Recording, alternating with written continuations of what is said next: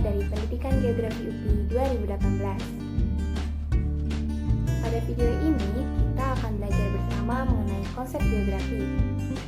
Nah, berbicara mengenai konsep, sebenarnya apa sih perlunya mempelajari konsep? Begini ya, pada kehidupan sehari-hari, sebelum melakukan atau membuat suatu kegiatan apapun, kita biasanya memerlukan sebuah konsep untuk melakukan suatu hal agar kegiatan yang kita jalani nanti dapat terurai secara baik. Nah, di geografi juga ada konsepnya loh. Konsep geografi itu penting untuk memahami fenomena geostar yang ada. Konsep geografi menunjukkan karakteristik kajian ilmu geografi yang dapat membedakannya dengan ilmu lain. Pada seminar dan lokakarya IGI tahun 1988, disepakati ada 10 konsep dasar geografi sebagai ciri geografi. Nah, yuk simak baik-baik 10 konsep tersebut.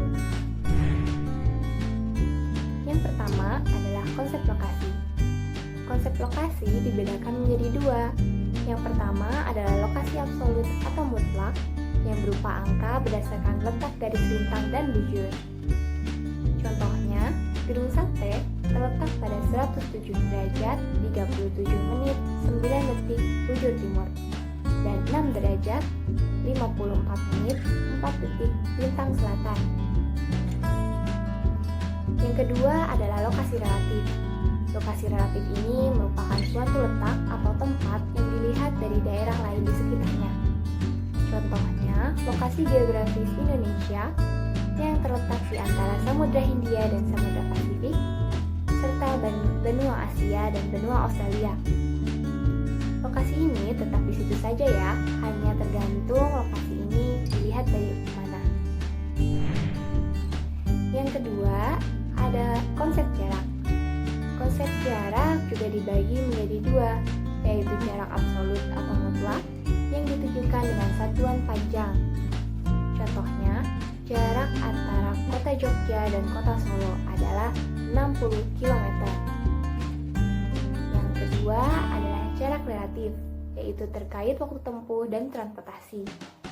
Hal ini berpengaruh terhadap nilai suatu objek.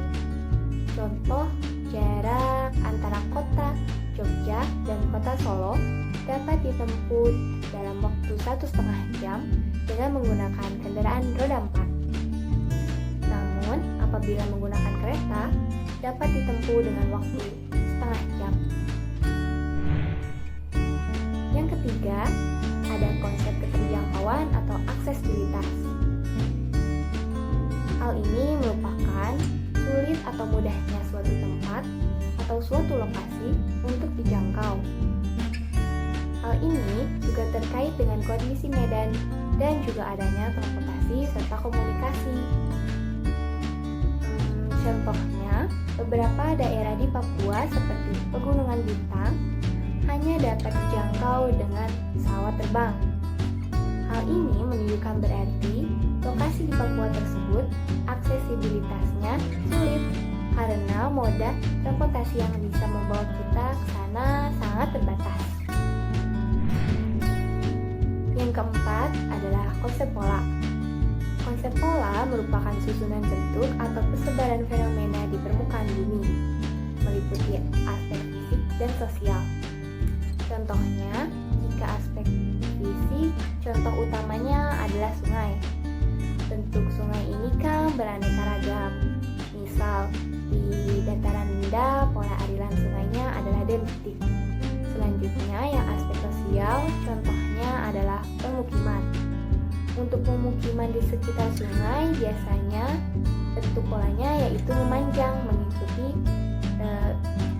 jalur sungai yang ada. Yang kelima adalah konsep morfologi. Konsep morfologi berkaitan dengan bentuk muka bumi yang meliputi cekung, cembung, dan datar. Contoh bentuk muka bumi cekung adalah lembah. Contoh yang cembung adalah pegunungan dan bukit. Dan contoh muka bumi yang datar adalah daratan. Nah, baik dataran tinggi maupun dataran rendah yang kemudian bentuk muka bumi ini dengan penggunaan lahan. Kaitkan ya. Contohnya, daerah dataran tinggi untuk perkebunan teh. Dataran tinggi itu merupakan morfologinya, yang merupakan bentuk muka bumi, sedangkan perkebunan teh itu adalah bentukan penggunaan lahannya. Yang keenam, ada konsep aglomerasi. Konsep aglomerasi mempunyai nama lain pemusatan atau pengelompokan. Hal ini didasarkan pada kesamaan kondisi tertentu. Misal, persamaan profesi status, sosial, asal daerah, dan lain-lain. Contohnya, ada perumahan TNI AD. Di situ yang bisa menempati perumahan tersebut hanya orang-orang yang berpotensi sebagai TNI AD. Nah, contoh aglomerasi lain yang berdasarkan asal daerah. Misal, di Jakarta ada Kampung Batak dan Kampung Jawa.